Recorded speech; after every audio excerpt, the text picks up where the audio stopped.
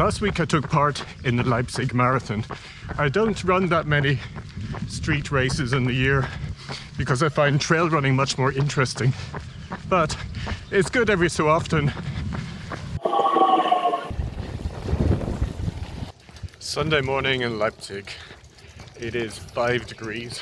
11, 10, 9.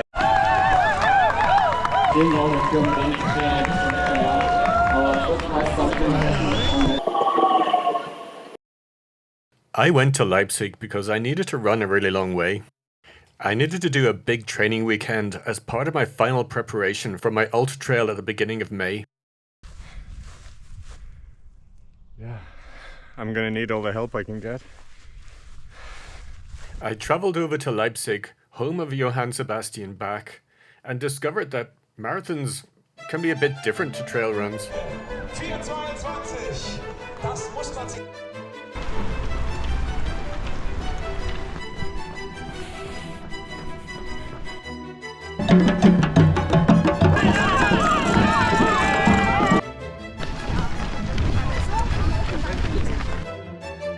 Ihr macht das Weltklasse, da kommt jetzt der höchste Punkt für Runde 2.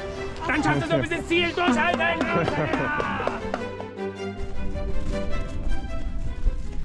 In a trail run, our pace changes quite a lot because we're forced to deal with little hills, rocks, tree roots. If you do a flat street race, you can plug in your pace at the start of the race and pretty much stick to it very consistently the whole way around. I wanted to stay in a zone 2 pace, which for me is around 6 minutes per kilometer. And since this was a flat road with nothing trying to trip me up or kill me as in a trail race, that was quite easy for me to do. I was breathing easily and felt good. But look at my heart rate during the same period. For the first 2 hours, it's where I would expect it to be, fairly constant below 150. After the second hour it goes up a bit, and after the third hour you can see quite a definite rise. And this is while my pace, effort and breathing remain exactly the same. I used to think when I saw something like this that the reason was, I'm just bad. But although that might still be true, that isn't the cause. Not this time. This is cardiac drift, a moderate increase in heart rate for the same intensity after a prolonged period of exercise.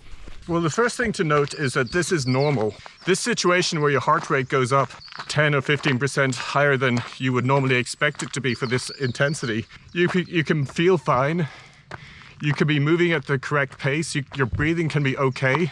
And yet somehow your heart rate is 10 or 15 beats higher than it should be. And it's caused by a combination of different factors. A common explanation for cardiac drift is that it's caused by a buildup of heat and dehydration over a prolonged period of exercise. Other possible causes include glycogen depletion and just muscle fatigue. And the question is then, what do you do?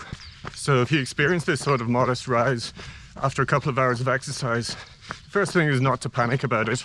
It is normal. Now, on the other hand, if you suddenly experience a very large deviation and your heart rate jumps up a lot from where it should be, then maybe that's a problem. So what are you meant to do when your heart rate increases like this? If you purely rely on heart rate to govern your activity level, does that mean that as your heart rate rises, then you must slow down to keep your heart rate under your predetermined level?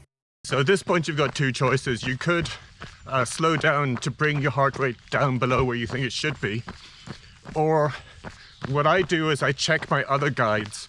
I check my breathing, I check my RPE, I check how I feel, I check my pace, and if all these things still line up, if they are where they should be, then I just allow my heart rate to be at that higher level and I keep going.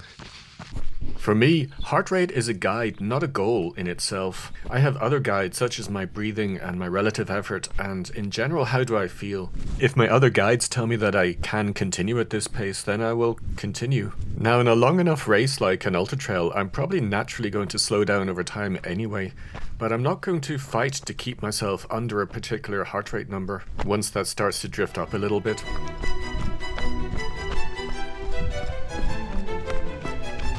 It's good to have these guides to know that you're on track, but we're not robots. Listen to your body, and then you can relax and have a good time.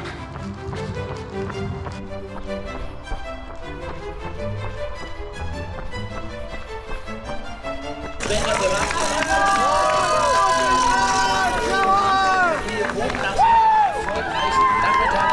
Full sequence.